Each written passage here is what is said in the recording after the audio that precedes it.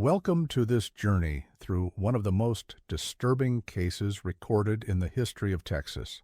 Before we begin, I invite you to leave in the comments where you're watching from and the exact time at which you're listening to this narration. We're interested to know how far these documented accounts reach and at what times of day or night they are being heard.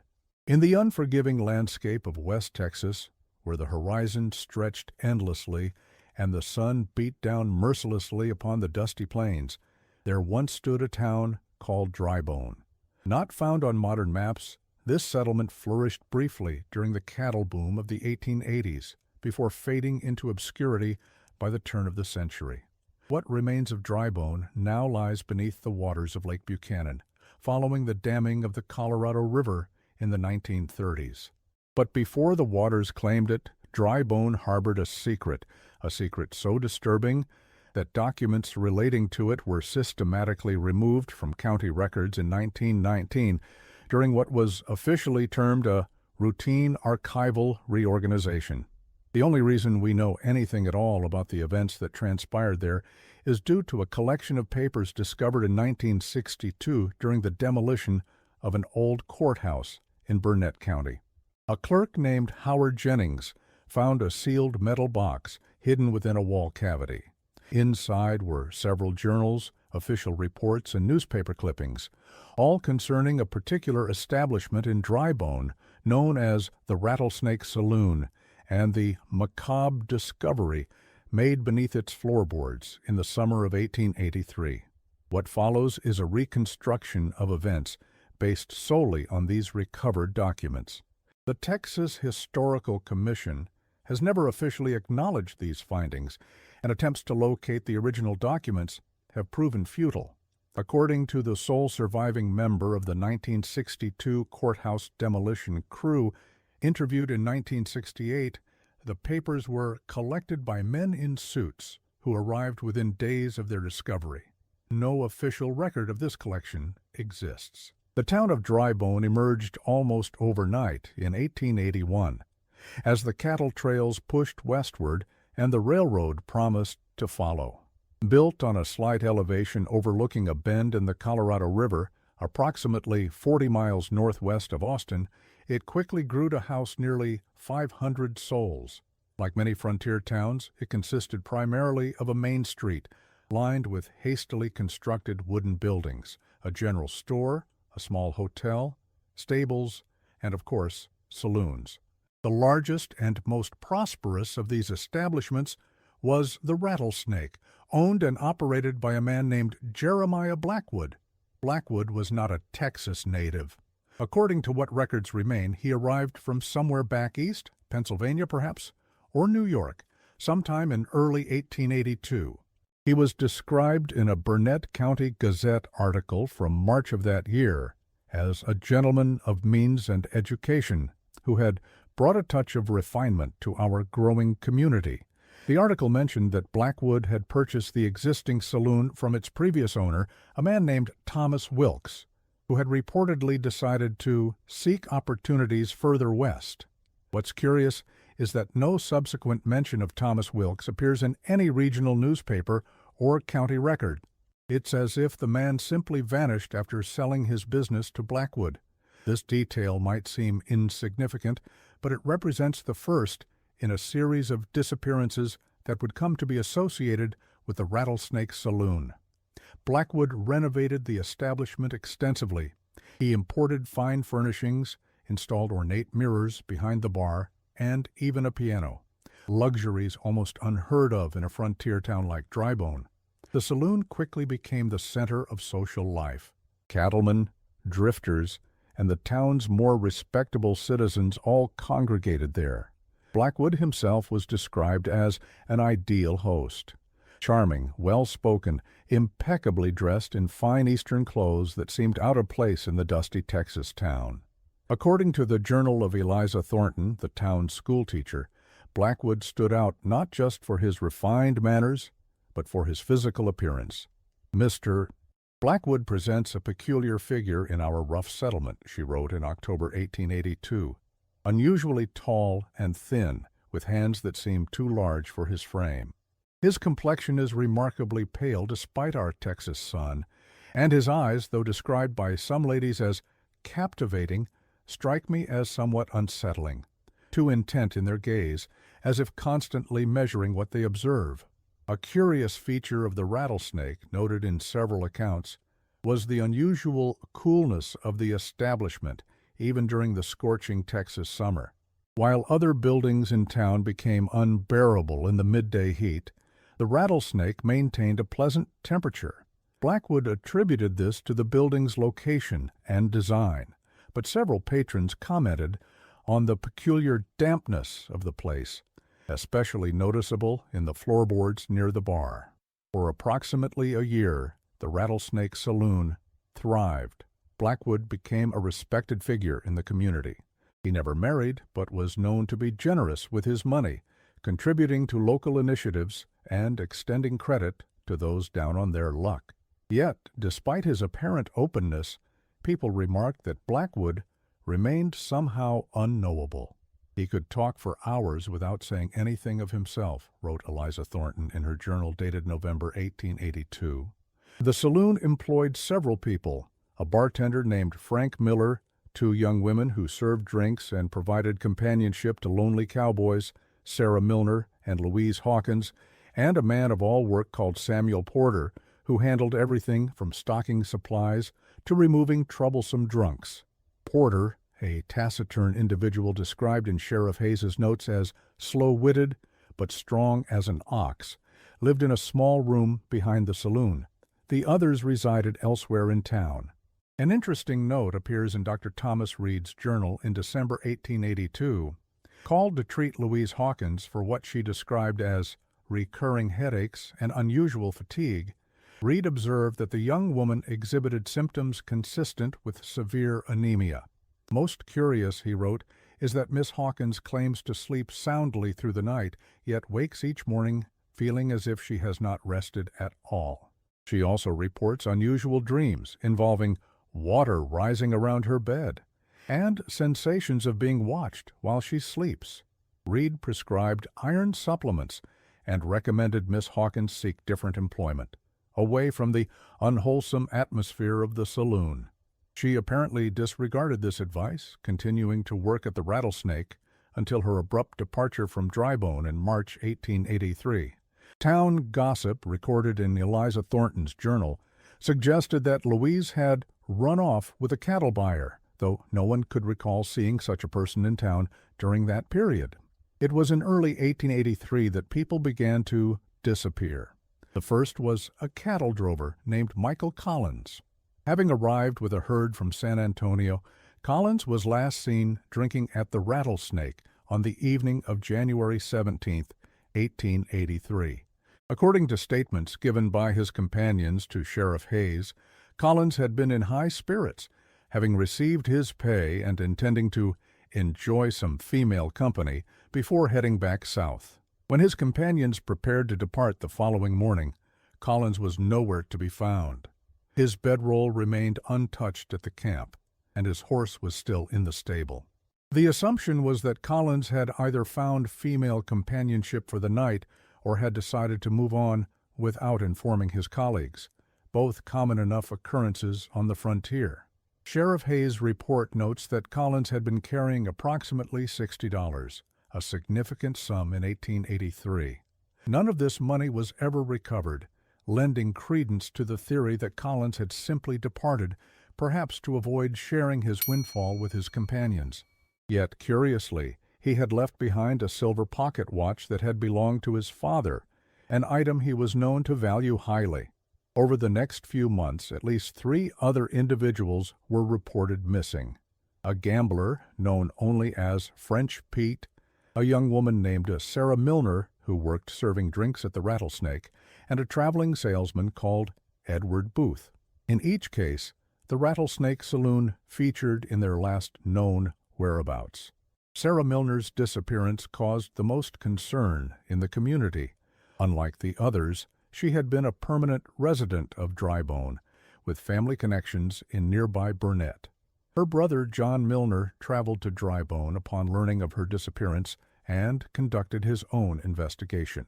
His findings, preserved in a letter to the county sheriff, dated May 2, 1883, include the disturbing claim that Sarah had confided in a friend about strange noises she had heard late at night at the saloon, like water rushing through pipes, though there ain't no such plumbing in the place, and her employer's peculiar habits. According to Sarah's account relayed through her friend, Blackwood rarely slept. He would retire to his quarters above the saloon late at night, but could be heard moving about at all hours. More concerning were Sarah's claims that Blackwood maintained a locked room behind the bar to which only he had access. When questioned about this room, Blackwood allegedly told Sarah it contained expensive liquors too fine for the local palate. John Milner's attempts to investigate further were cut short when he himself became seriously ill with symptoms similar to those Dr. Reed had observed in Louise Hawkins: extreme fatigue, pallor, and disorientation. Unable to continue his inquiry, Milner returned to Burnett to recuperate, intending to resume his investigation once recovered. A subsequent letter from Dr. Reed to a colleague in Austin, dated June 1, 1883, mentions that news had reached Drybone of John Milner's death, apparently from a wasting illness that confounded his physicians. Sheriff William Hayes conducted cursory investigations into these disappearances, but found nothing conclusive. His report, dated April 12, 1883, noted that transient populations are common in frontier settlements, and that individuals frequently depart without announcement, seeking opportunities elsewhere. However, entries in his personal journal discovered among the 1962 documents suggest Hayes harbored private concerns, cannot shake the feeling that something is amiss at the Rattlesnake, he wrote on April 20th. Blackwood's explanations are always plausible, yet somehow insufficient. Hayes also noted Blackwood's unusual interest in the town's water supply. For the third time this month, Hayes wrote on May 5th, I observed Blackwood examining the town well. When approached, he claimed merely to be concerned about water quality during the coming summer months, yet his manner was furtive, almost guilty. The matter might have ended there. A series of unremarkable disappearances in a town where people were always coming and going, had it not been for the incident with the well. According to a detailed account in the Journal of Dr. Thomas Reed, the discovery occurred on June 8, 1883. Reed's entry begins, called to the Rattlesnake this evening, regarding a most disturbing development. A section of floorboard behind the bar had apparently rotted through, revealing what appears to be a well shaft beneath. This, in itself, would not be unusual, except for what was found within. The incident occurred during a busy evening at the saloon. Frank Miller, the bartender, had noticed for some time that the floorboards behind the bar felt increasingly soft underfoot. He had mentioned this to Blackwood several times, but the owner had dismissed his concerns, attributing the condition to normal wear. On this particular evening, as Miller moved to retrieve a bottle from beneath the counter, the floor gave way beneath him, his foot plunging through the rotten wood into empty space below. What Reed describes next forms the core of the Drybone horror. When the floorboard collapsed, it revealed not just a well, but something inside it. Miller called for Samuel Porter, who arrived with tools to widen the opening and assess the damage. Porter reached down into the darkness with a lantern. What he illuminated caused him to recoil with such violence that he dropped the lantern into the well. Before the light disappeared into the depths, multiple witnesses reported seeing what appeared to be a tangle of pale limbs floating in the water below. The saloon erupted in chaos. Patrons fled into the street, spreading word of the gruesome discovery. Sheriff Hayes was summoned immediately. After a brief examination, he ordered the saloon cleared and sent for Dr. Reed. Together with two deputies, Hayes and Reed extracted what was in the well. According to Reed's clinical description, they recovered the partially decomposed remains of at least 4 individuals. Due to the advanced state of decomposition and the apparent dismemberment of the bodies, precise identification proved challenging. The remains include those of at least one female and 3 males, Reed wrote. One male appears to be of advanced age, while the others were likely in their prime. Determining time of death is complicated by the unusual state of preservation. The well water, which has a distinct mineral odor, seems to have retarded decomposition in some respects, while accelerating it in others. Reed's journal entries become increasingly disturbed as he describes the examination. The manner in which these remains have been treated defies comprehension, he wrote. Limbs have been separated with apparent surgical precision. More disturbing still is evidence suggesting that some of this occurred ante-mortem. Reed noted marks on the bones consistent with struggle and restraint, and concludes his entry with the chilling observation. I have seen the aftermath of Indian attacks, railroad accidents, and the very worst of frontier violence. Nothing has prepared me for this methodical cruelty. Among the recovered items were a silver pocket watch, later identified as belonging to Michael Collins, and a distinctive cameo brooch known to have been worn by Sarah Milner. These findings confirmed at least 2 of the identities. The third male was tentatively identified as French Pete, based on a distinctive gold tooth, while the elderly male remained unidentified. Jeremiah Blackwood was not present when the discovery was made. According to Samuel Porter's statement, Blackwood had left that morning for Austin, supposedly to arrange for new supplies. A search of Blackwood's private quarters above the saloon revealed nothing immediately incriminating. However, in a locked chest, Sheriff Hayes discovered a collection of medical texts and surgical instruments. Blackwood had never claimed any medical training. More disturbing still was a leather-bound journal written in a language none in Drybone could identify. Later examination by a professor from Austin suggested it was written in a cipher rather than any known language. Only a few phrases could be deciphered, including repeated references to the renewal and sustenance from below. Hayes also found correspondence between Blackwood and individuals in several eastern cities, Boston, New York, and Philadelphia. While most of the letters concerned routine business matters, one stood out. Dated December 1881, before Blackwood's arrival in Drybone, it came from someone identified only as J.W. and contained the cryptic message, "Your theory regarding the properties of certain subterranean waters is most intriguing. If you can demonstrate practical applications as suggested, the implications would be revolutionary. Funding for your enterprise is hereby assured." A warrant was issued for Blackwood's arrest, but he never returned to Drybone. Investigations revealed that no one by that name had arrived in Austin. Inquiries sent to Pennsylvania and New York yielded no record of a Jeremiah Blackwood matching his description. It was as if the man, like his predecessor Thomas Wilkes, had simply ceased to exist. The well itself became the focus of intense scrutiny. It had clearly been dug before the saloon was built, yet no record existed of a water source at that location prior to construction.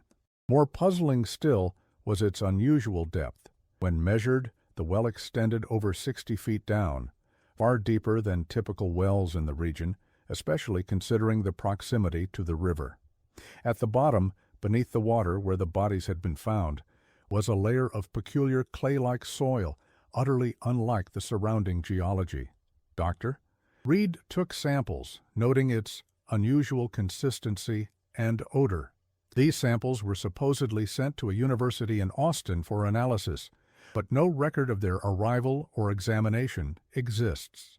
Further investigation of the saloon revealed something even more disturbing, a hidden chamber accessible through a concealed door behind the bar, precisely where Sarah Milner had claimed Blackwood kept his expensive liquors. Hayes's official report describes the room as small, approximately 8 feet square, with no windows.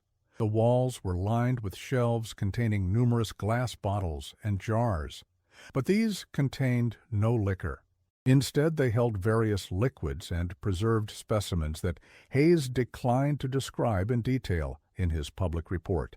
Dr. Reed's journal, however, is more explicit. The contents of Blackwood's secret laboratory suggest experiments of the most heinous nature. Anatomical specimens, clearly human in origin, float in solutions of varying composition. Most disturbing are several jars containing what appear to be blood samples in different stages of some unknown process. The labels, written in the same cipher as Blackwood's journal, offer no immediate insight into their purpose. In addition to these specimens, the room contained apparatus for distillation and filtration, along with a small desk covered in notes and diagrams. Most of these were indecipherable due to the cipher, but some included anatomical drawings with specific areas, primarily the neck, wrists, and inner thighs, circled and annotated. The floor of this hidden room featured a peculiar design, concentric circles radiating outward from a central point painted in what Reed's chemical tests would later confirm was human blood.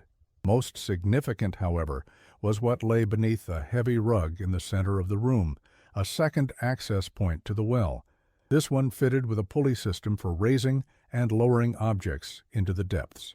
What happened next in Drybone is documented in a series of increasingly frantic entries in various journals and a single surviving edition of the local newspaper. Within weeks of the discovery beneath the Rattlesnake, residents began reporting strange illnesses. Symptoms included severe lethargy, pallid complexion, and, most alarmingly, a persistent, unquenchable thirst. Dr. Reed found himself overwhelmed with patients, yet could identify no clear cause for their ailments. A letter from Reed to a medical colleague in Austin dated July 3, 1883, reveals his growing desperation. The water from the town well has been tested and shows no contamination. Yet I cannot shake the conviction that these afflictions are somehow connected to water. Patients report that despite consuming quantities that should more than suffice, their thirst remains unabated. More concerning still, several have confessed to me a growing aversion to sunlight and an unusual awareness of the sound of blood pulsing in the veins of those around them. Reed's professional detachment begins to falter in his later entries. On July 12th, he writes, "I fear I myself am showing initial symptoms of the malady. My throat burns with constant thirst, yet water brings no relief. Only wine seems to temporarily ease the sensation. Last night I dreamt of the well beneath the saloon. In my dream, I was not looking down into its depths, but rather looking up from below, watching as faces peered down at me through the dark water." By mid-July, nearly a third of Drybone's population had fled. Those who remained were either too ill to travel or stubbornly convinced that the Drybone sickness, as it came to be called, would soon pass. Sheriff Hayes maintained order as best he could, but his journal entries suggest a man increasingly out of his depth. "Something is wrong with this place," he wrote on July 22nd. "Not just the people, but the land itself. The soil around the old saloon has turned a strange color, and nothing will grow there." Hayes's entry for July 25th contains a disturbing observation. Samuel Porter found wandering the streets at dawn, clothes soaked through. Claims to have no memory of where he had been, but his boots were caked with the same strange clay found at the bottom of the well. When questioned further, Porter became agitated, repeating only that "the master calls from below," have confined him to a cell for his own safety and that of the town. The following day's entry is even more alarming. Porter's condition deteriorated rapidly overnight. His thirst became unmanageable. He drained every drop of water brought to him, then began to lick moisture from the cell walls. By morning, he was found dead. Dr. Reed's examination revealed an advanced state of the wasting disease that has affected so many, but with one additional detail. Porter's body was almost entirely drained of blood, yet there were no wounds or means of extraction visible. As July turned to August, the situation in Drybone became increasingly desperate. The local newspaper, in what would be its final edition, described a town in the grip of both disease and paranoia. Reports circulated of residents seen digging in the ground near the now abandoned Rattlesnake Saloon, as if searching for something beneath the surface. Others claim to have seen Jeremiah Blackwood himself standing motionless at the edge of town in the pre-dawn hours, only to vanish when approached. Dr. Reed's journal entries become increasingly erratic during this period. On August 1st, he writes, "The connection between the well and the affliction becomes clearer. I have analyzed water samples from various sources, the town well, the river, collected rainwater, and finally, with great reluctance, from the well beneath the saloon. Only the latter shows unusual properties. Under microscopic examination, it contains particulates unlike anything in my experience, neither mineral nor organic, but something that seems to shift between states as observed." His final coherent entry, dated August 3rd, contains a chilling theory. "I believe Blackwood was conducting experiments on the extraction and transfusion of vital essences. The well water, with its unusual properties, served as both medium and catalyst. The missing persons were not merely murdered, but systematically drained of something more fundamental than blood, some essence of life itself.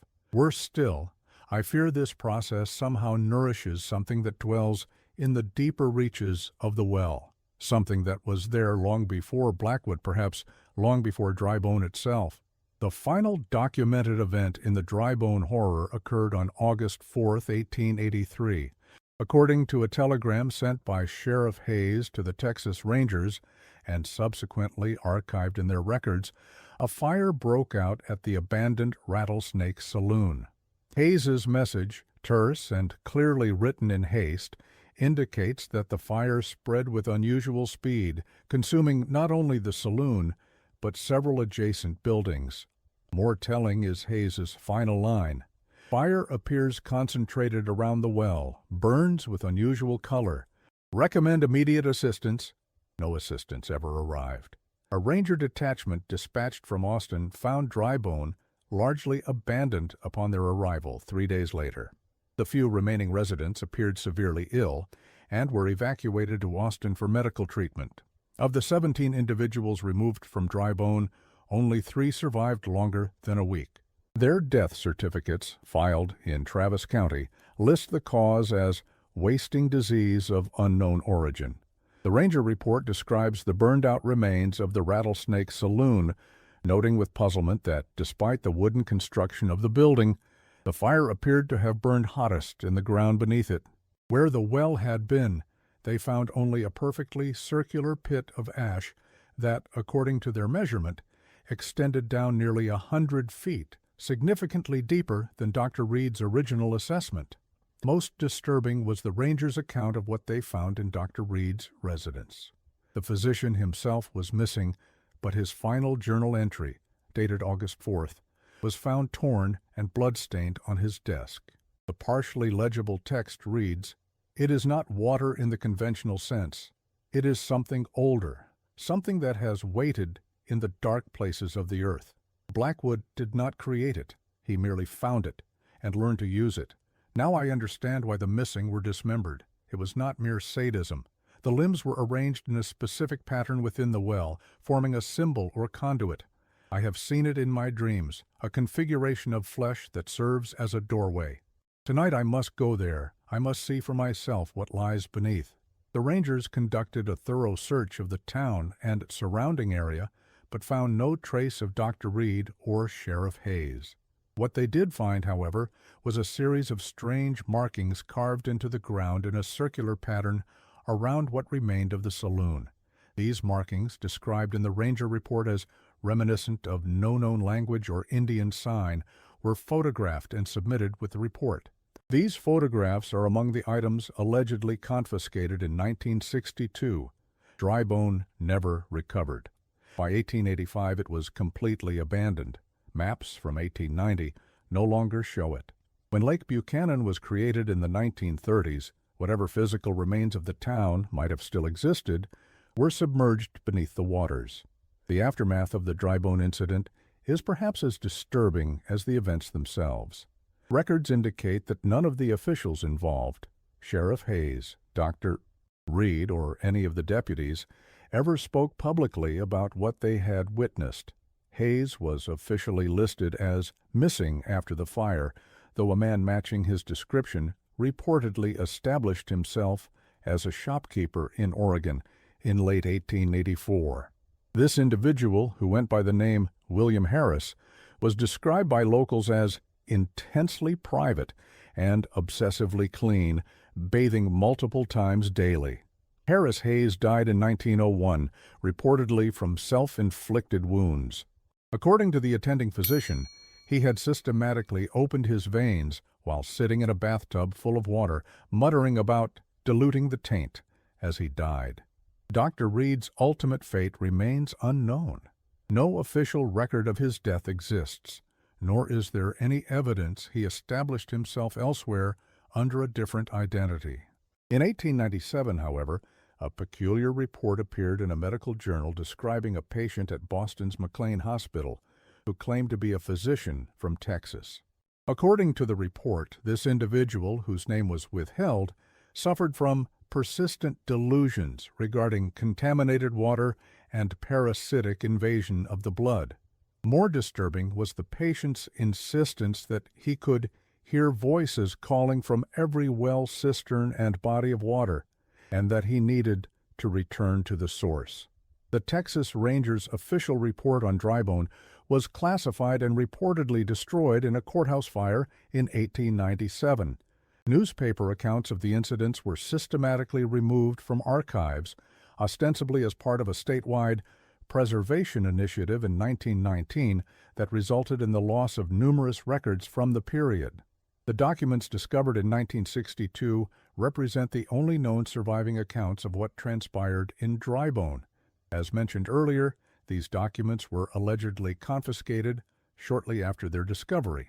The clerk who found them, Howard Jennings, maintained until his death in 1968 that he had made copies of several key pages before surrendering the originals. These copies were supposedly entrusted to his daughter, Eleanor, who donated them to a small historical society in Marble Falls in the early 1960s. The society's records show receipt of a collection from Eleanor Jennings, but the specific items were never cataloged, and subsequent searches have failed to locate them. The Historical Society itself closed in 1965 due to lack of funding. Its collections were dispersed to various institutions across Texas, with many items simply lost in the process. A former employee of the society, interviewed in 1967, recalled seeing old papers about some ghost town, but could provide no specific details about their content or current whereabouts. Jeremiah Blackwood, the central figure in the Drybone horror, remains an enigma. No conclusive evidence of his fate or origins has ever emerged. The cipher journal found in his quarters was reportedly sent to cryptographers at the University of Texas, but no record of its analysis exists in university archives. In 1964, a historian researching 19th century surgical techniques claimed to have found references to a physician matching Blackwood's description, who had been dismissed from a Pennsylvania medical college in 1878 for experimental procedures of a highly questionable nature. This lead, like so many others connected to the Drybone incident, ultimately led nowhere. However, a curious footnote to Blackwood's story emerged in 1966 when a researcher examining property records in Travis County discovered a deed dated September 1883, 1 month after the Drybone fire, transferring ownership of a parcel of land along the Colorado River to a J.B. Wilkes. The description of the property places it approximately 20 miles downstream from where Drybone once stood. More intriguing still, the deed includes an unusual stipulation: said land to include all subterranean water rights to a depth of no less than 100 feet. County records indicate that a small structure was built on this property in late 1883, described simply as a private research facility.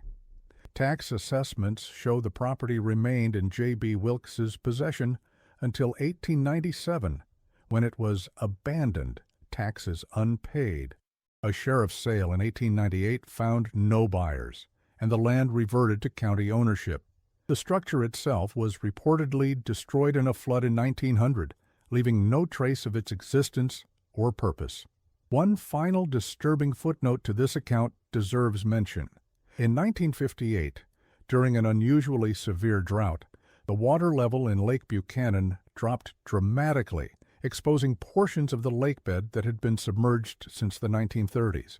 A group of local teenagers exploring the newly exposed terrain reported finding the remains of old foundations and, most notably, a circular stone structure approximately 6 feet in diameter. County authorities investigated but dismissed the structure as the remains of an ordinary well or cistern. The teenagers, however, insisted there was something unusual about it. In an interview published in a local newspaper, one of them, 17-year-old James Harden, described how the stone felt strangely warm to the touch despite being underwater for decades. More disturbing was his claim that when they dropped pebbles into the opening, we never heard them hit bottom.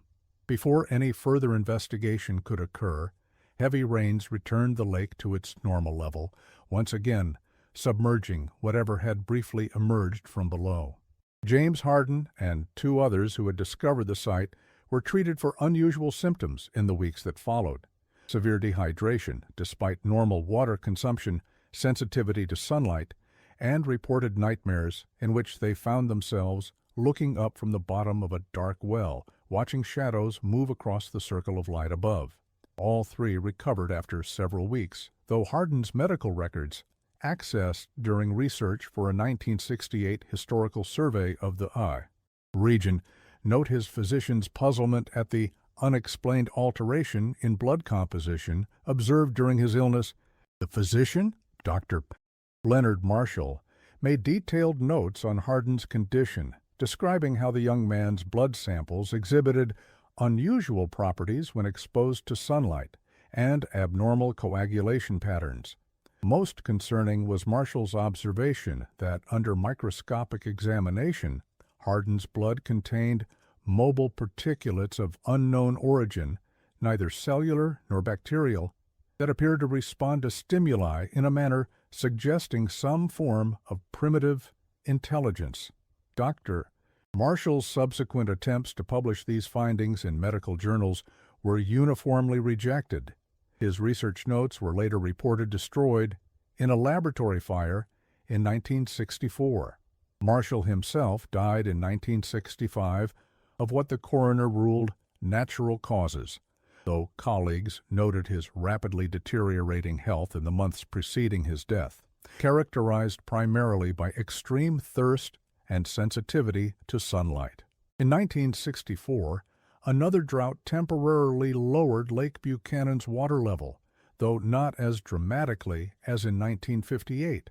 An ecological survey team from the University of Texas, examining the impact of water level fluctuations on shoreline habitats, reported an anomalous area near the location where Drybone would have stood. Their report describes a perfectly circular zone, approximately 30 feet in diameter, where no vegetation would grow despite ideal conditions. Soil samples from this area allegedly showed unusual mineral content and abnormal pH levels, though the specific details were not included in the published study. More disturbing was the survey team's report of unexplained equipment malfunctions whenever they attempted to take depth measurements in this area.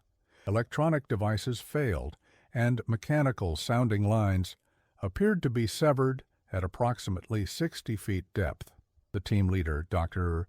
Carolyn Webb, noted in her private journal, portions of which were published posthumously in a 1968 Environmental Science Bulletin, that team members working in this area universally reported feelings of unease and persistent thirst, and that several developed unusual sensitivity to sunlight, lasting several weeks after exposure.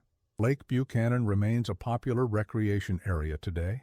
Thousands visit its shores annually for fishing, boating, and swimming, most entirely unaware of what might lie beneath its waters. The Texas Water Development Board has conducted numerous surveys of the lakebed over the decades, mapping its contours for safety and conservation purposes. Their most recent public report from 1965 shows nothing unusual in the area where Drybone once stood. However, a former employee of the board, speaking on condition of anonymity in 1967, claimed that certain areas of the lake were deliberately excluded from public reports. When asked why, he replied only that some things are better left underwater. During particularly dry seasons, when the lake level drops significantly, local authorities routinely issue warnings against exploring certain areas of the exposed lake bed, citing unstable ground conditions and historical preservation concerns. These warnings are most stringent for the northwestern section, where historical maps suggest Drybone would have been located. In 1967, a graduate student in hydrogeology from the University of Texas attempted to conduct research on the anomalous water chemistry of Lake Buchanan, focusing specifically on the area corresponding to Drybone's location. According to departmental records, the student's research proposal was initially approved, but funding was abruptly withdrawn after what university documents describe only as consultation with state authorities. The student, Martin Graves, subsequently abandoned the project and transferred to another university. Attempts to contact him for a 1968 historical survey were unsuccessful, with his former roommate stating only that Graves had developed health problems and returned to his family in Minnesota. Diving in Lake Buchanan is now strictly regulated, with permits required for any underwater exploration. These permits specifically prohibit diving in certain areas, including the northwestern section where Drybone would have been. The official explanation cites underwater hazards and poor visibility, though experienced divers familiar with the lake have questioned this justification, noting that other areas with similar conditions remain open to exploration. In 1968, shortly before the documents relating to Drybone were allegedly confiscated, a final strange incident occurred. A fishing boat on Lake Buchanan reported engine trouble in the vicinity of the submerged town. As the two-man crew attempted repairs, they observed what they initially believed to be a diver in the water nearby. According to their report to the Lake Patrol, this figure appeared to be standing on the lake bed, looking up at our boat. Given that the water depth in that area exceeds 40 feet, this would be impossible without diving equipment, which the figure did not appear to be wearing. When the patrol boat investigated, they found no sign of a diver or any other person in the area. They did, however, report an unusual cold spot in the water and circular ripples emanating from a fixed point, as if something were rising from below. The official report attributes these observations to optical illusions caused by temperature differentials in the water. The fishing boat's crew were interviewed by a local newspaper the following day. Both men described feeling unusually thirsty after the incident, despite having ample water on board. More disturbing was their claim that they had briefly observed something moving beneath the surface, not like a fish or turtle, but like a person walking upright along the bottom. When questioned further, one of the men said, "It looked like a tall, thin figure, moving like it was walking on land, not swimming, and it seemed to be looking right up at us. That's not possible at that depth without diving gear, but I know what I saw." The story might have been dismissed as typical fisherman's exaggeration had not one of the Lake Patrol officers privately corroborated elements of their account. In a personal letter to a colleague, later obtained by researchers, Officer Raymond Carter wrote, "I didn't include this in my official report for obvious reasons, but when we reached the coordinates provided by the fishing boat, the water was behaving strangely. It was completely calm that day, yet in this one spot there were these perfect concentric ripples, as if something had just dropped below the surface. And the water was cold, not just cooler than the surrounding lake, but genuinely cold, like well water in winter. I've been patrolling Lake Buchanan for 12 years and never felt anything like it." Carter went on to describe how, after returning to shore, he developed a terrible thirst that lasted for days, and found himself dreaming of water. Not pleasant dreams of swimming or fishing, but nightmares of being trapped beneath the surface, looking up at the world above. These symptoms eventually subsided, and Carter remained with the Lake Patrol until his retirement in 1967. In his final report before leaving the service, he recommended that the northwestern section of the lake be permanently designated a no-entry zone due to unpredictable underwater currents and potential historical hazards. The Texas Water Board acted on this recommendation in 1968, officially restricting access to the area for both recreational and research purposes. The public explanation cited submerged hazards and unpredictable conditions, but internal documents, briefly accessible to researchers before being reclassified, referred to anomalous hydrological phenomena requiring further confidential assessment. No such assessment was ever publicly acknowledged, and subsequent requests for information under early public disclosure laws were routinely denied on grounds of public safety and ongoing investigation. By 1969, all official inquiries regarding Drybone had effectively ceased. The story of the macabre well beneath the Rattlesnake Saloon might have remained completely buried in history were it not for the chance discovery of those documents in 1962. Even now, it exists primarily as a footnote in obscure historical journals or as a whispered tale among those few who study the darker chapters of Texas history. Perhaps it's fitting that water now covers the site where these events transpired, water that, according to lake monitoring stations, occasionally registers unexplained temperature variations and chemical anomalies, particularly in the vicinity of the submerged town. Water that, as recently as 1965, prompted a brief but unexplained quarantine of the northwestern section of the lake following reports from swimmers of unusual sensations and inexplicable thirst after bathing there. The Texas Department of Health records regarding this quarantine were sealed in 1967 and remain unavailable to researchers. The official explanation cited routine algal bloom, though tests from independent laboratories found no evidence of harmful algae in samples taken from the area. An engineering report from 1966, commissioned by the Texas Water Board but never publicly released, noted unusual structural concerns in the dam that created Lake Buchanan. According to a former board employee, the report identified unexplained erosion patterns in the bedrock beneath the dam, particularly on the side nearest the submerged town of Drybone. The report allegedly concluded that these patterns were inconsistent with normal hydrological processes and suggested they resembled artificial channels or tunnels, as if something had deliberately bored through the rock. The report recommended extensive reinforcement of the dam's foundations, work that was quietly carried out in 1967 under the guise of routine maintenance. Workers involved in this project were required to sign unusually strict confidentiality agreements. One such worker, interviewed anonymously in 1968, described finding strange markings in the bedrock, like nothing made by normal drilling or erosion, more like something had eaten through the stone. Most disturbing was his claim that these channels appeared to be expanding. Whatever made these wasn't finished, he said.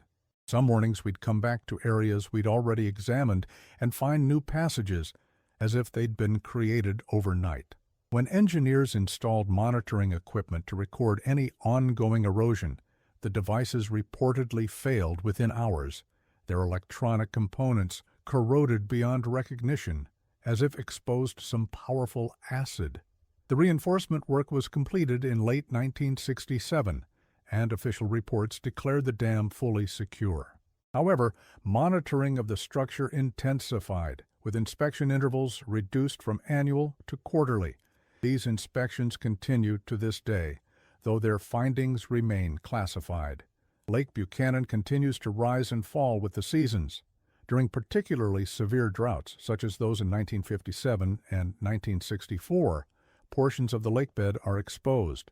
Local ordinances now strictly prohibit exploration of these areas without permits, which are rarely granted to private individuals.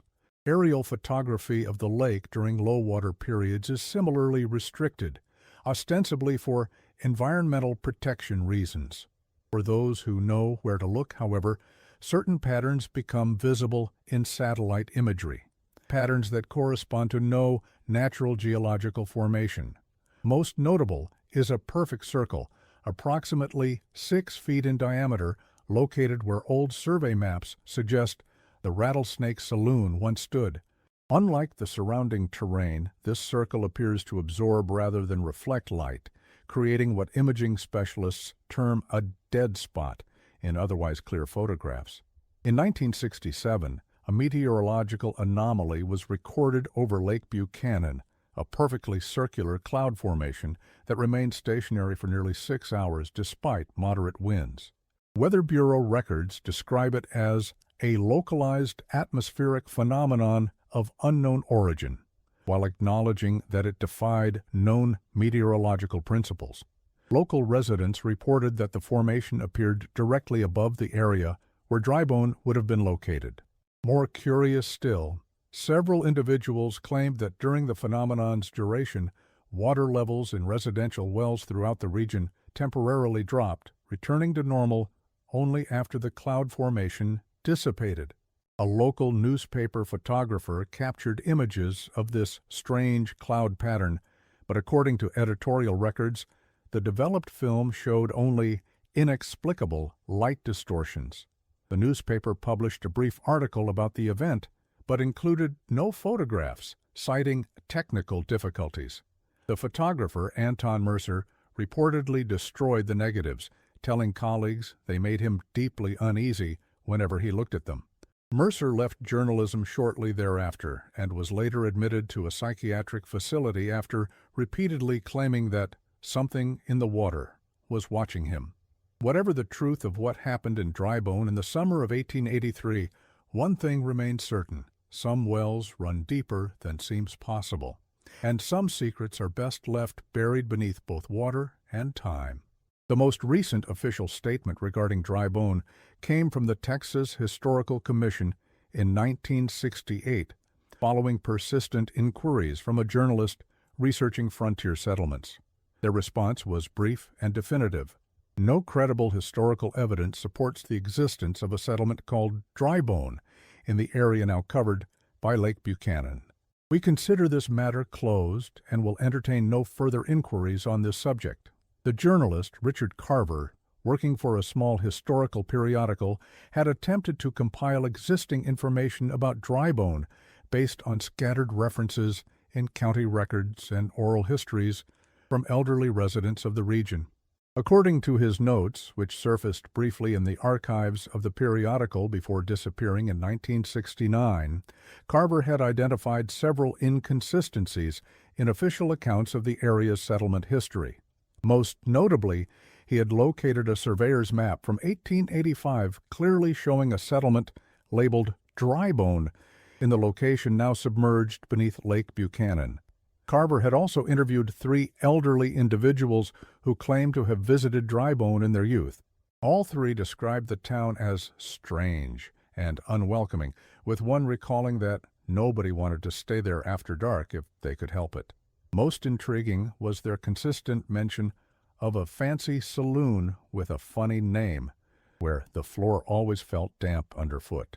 Carver's subsequent articles on the topic were never published. His notes and research materials were reportedly destroyed in an office fire later that year. He left journalism shortly thereafter and, according to former colleagues, developed an intense phobia of water that persisted until his death in 1969. Medical records indicate that Carver died of severe dehydration, having reportedly refused to consume any liquids in the days preceding his death, claiming they were contaminated or watching him.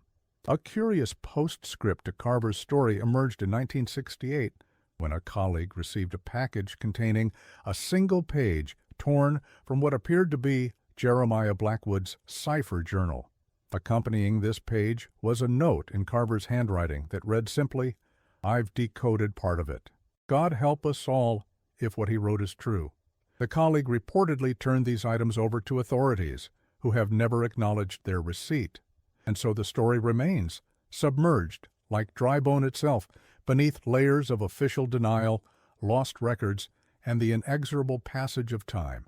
Yet occasionally, particularly during droughts, lake levels drop and something emerges from below, something that, perhaps, should remain undisturbed.